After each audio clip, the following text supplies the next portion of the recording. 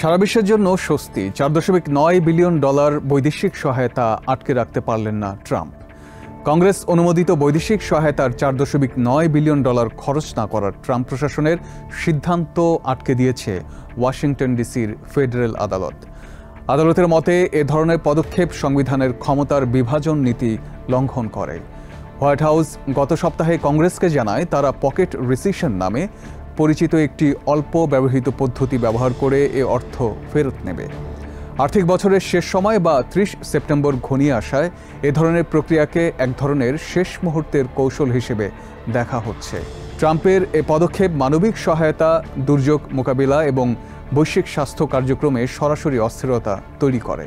ক্ষুধা মোকাবিলা, চিকিৎসা গবেষণা এবং শরণার্থী সহায়তায় নিয়োজিত অনেক সংস্থা অর্থের অভাবে সেবা স্থগিত, কর্মী ছাঁটাই, এমনকি কার্যক্রম বন্ধ করতে বাধ্য হয়।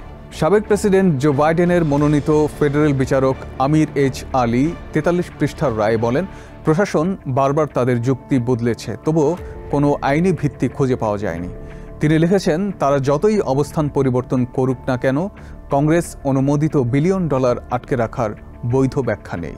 তিনি আরও বলেন, কংগ্রেসের বরাদ্দ মানা হবে, এটাই সংবিধানের মূল প্রত্যাশা, যা প্রশাসনকে অমান্য করার কোনো অধিকার নেই।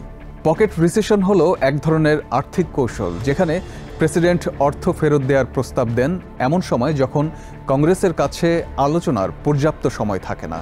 ফলে অর্থবছর শেষ হয়ে গেলে বরাদ্দের অর্থ অব্যবহৃত থেকে যায়। 1974 সালের ইম্পাউন্ডমেন্ট কন্ট্রোল অ্যাক্ট অনুযায়ী কংগ্রেসকে 45 দিনের মধ্যে এ প্রস্তাব অনুমোদন করতে হয়, কিন্তু অর্থবছরের শেষ সময়ে তা জমা দিলে কংগ্রেস আলোচনা করতে পারে না।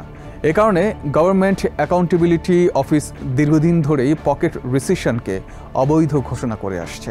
কংগ্রেসের প্রতিক্রিয়া। ট্রাম্প প্রশাসনের পদক্ষেপে রিপাবলিকান ও ডেমোক্র্যাট উভয় দলের বিরোধিতা শোনা যায়। রিপাবলিকান সেনেটর সুজান কলিন্স এটিকে আইনের সুস্পষ্ট লঙ্ঘন বলে মন্তব্য করেন।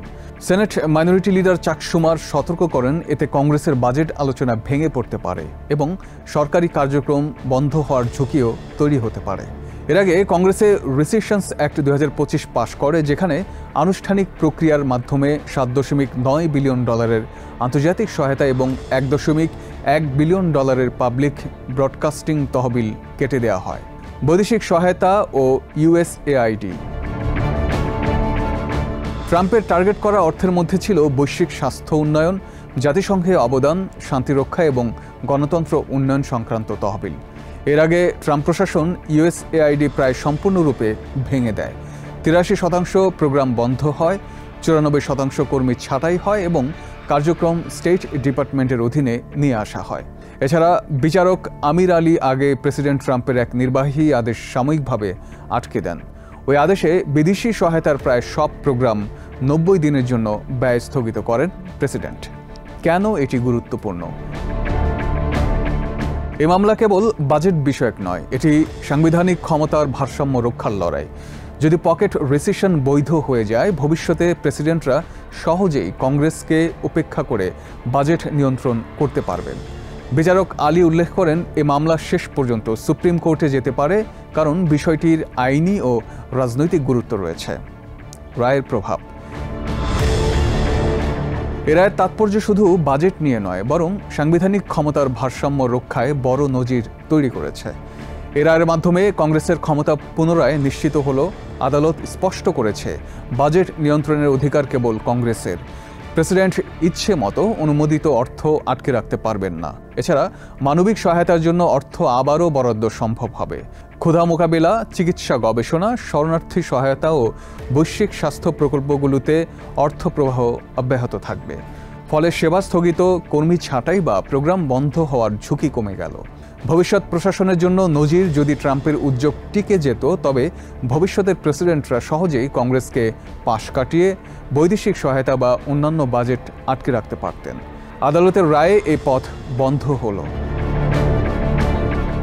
আন্তর্জাতিক প্রভাব। বৈদেশিক সহায়তার অর্থ চলমান থাকায় উন্নয়নশীল দেশগুলোতে আমেরিকার উপস্থিতি ও প্রভাব টিকে যাবে।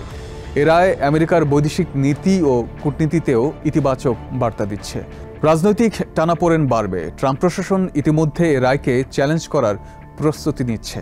ফলে বিষয়টি সুপ্রিম কোর্ট পর্যন্ত গড়াতে পারে, যা রাজনৈতিক ও আইনি সংঘাত আরও বাড়াবে। নিউ ইয়র্ক থেকে সম্প্রচারিত TVN 24 টেলিভিশন বিশ্বজুড়ে বাঙালির কণ্ঠস্বর।